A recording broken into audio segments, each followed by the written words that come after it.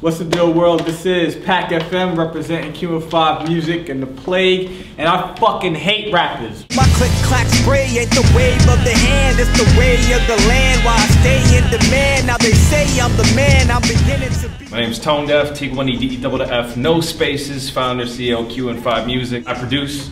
I also rap. You might have heard of me, probably not.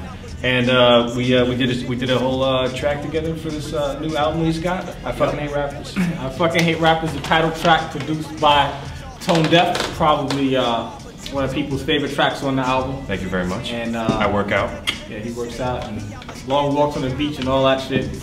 But there's a long list of why I could fucking hate rappers. But for the most part, it's just the fact that a lot of these rappers don't even want to be rappers. Like they just get into it just to be famous. Like they can't sing and they can't play an instrument and they suck at sports, and you know, they're just all around horrible people. Yeah, there's nothing that they can really do, and they figure rapping takes the least talent out of everything they could think of, and they just totally say, oh, I can make words rhyme over a beat. Okay, yeah, let's do it. Give me some sunglasses, thank you. Okay, and then they get on there and rap. But like that's just straight disrespecting the whole art form of it, you know, and if you're passionate about an art form, things like that will offend you. So changing things is getting people angry. So when I'm on this fucking mic speak. For the most part, what had happened was, it was, I think this was the, I don't know how many versions of that beat happened, the third version of the beat. Originally, Domingo, who did the majority of the album, was supposed to do the entire project, and he had you know, versions of songs kind of halfway done, a quarter done, etc., etc. And the joints that he did have done came out fly. They're on the album. You can check them out. This particular track was supposed to be the lead-off track, and I was really fucking adamant that it was like, all right, this has to be some like Wrath of God, kick you in the fucking mouth, like beat your kid with a fucking spiked bat kind of beat. You know what I'm saying? And the stuff that I had heard, it wasn't. It was like it was there, but it wasn't like quite. You know what I'm saying? And having the advantage of having to produce for different artists like a Substantial, or you know, I used to do stuff for Session, and he liked the shit real fucking crazy, layered, grimy kind of sounding stuff, and with Mecca, Mr. Mecca, and I've done a lot of production work for people, so I've had the benefit of being able to kind of like, you know, jump from like one style of hip hop to a different style of hip hop. Like I like to be able to do all types of shit.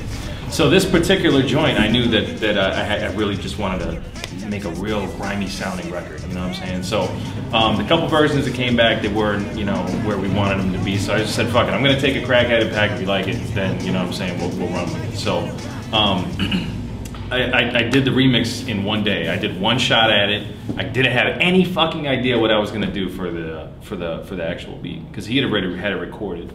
And it was a rhyme that he had for shit a couple of years now, right? Like he was just I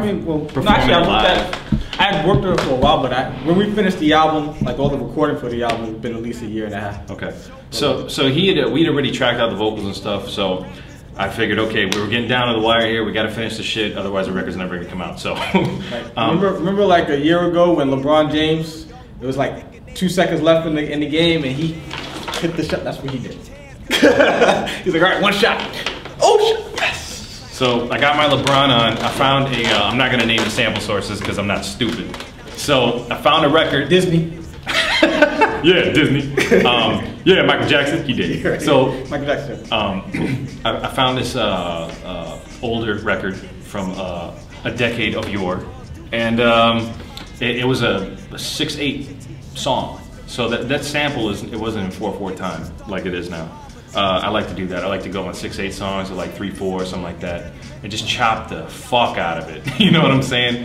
And just layer it into a 4/4. I found that the really ill, you know, hey, ha, ha, you know, all those screaming parts and stuff. And I tossed it together. I found those old classic boom bap drums. You know what I'm saying? That really loud, brawlic ass. What I normally do for beats is I've been layering them with synths for years, and I like to take sample beats, hard drums, and layer a really grimy dark synths on top of them. And you know, that's something that's been more common practice with producers lately. You know what I'm saying? I've been doing drum and bass production and like, you know, dark progressive house and all that kind of shit for years. So for me, it was like a natural transition to kind of merge the two. And I layered it out, and it kind of came out the way it did. You know, I mixed it down, a couple versions of the mix. Really difficult to mix. If you've ever, any producers out there, engineers out there, have ever mixed a loud record, really hard to get the levels just right. You want to be able to hear the voice, you want to be able to hear the sample, you want to be able to hear the drums, the bass line, the synth, all that shit. And it's really, really, like, it's a tweak mix. It's like you hear it in these speakers, sounds like shit. You hear it on the iPhone, on your iPod, sounds great. So you hear it on those speakers, sounds good, sounds bad over here. So it's like I did fucking like 10 versions of that mix just to get it right. And right now it's like peaking on the edge of like destroying your subwoofer, and that's the way I like it. This is PackFM. And this is Tonedeff. I fucking hate rappers, but I love notfactor.com. Word. Karate Kid 2, bitch. What? At the end of the day, stand by your statements. If I don't like it, I don't like it. That don't mean I'm hating. You gotta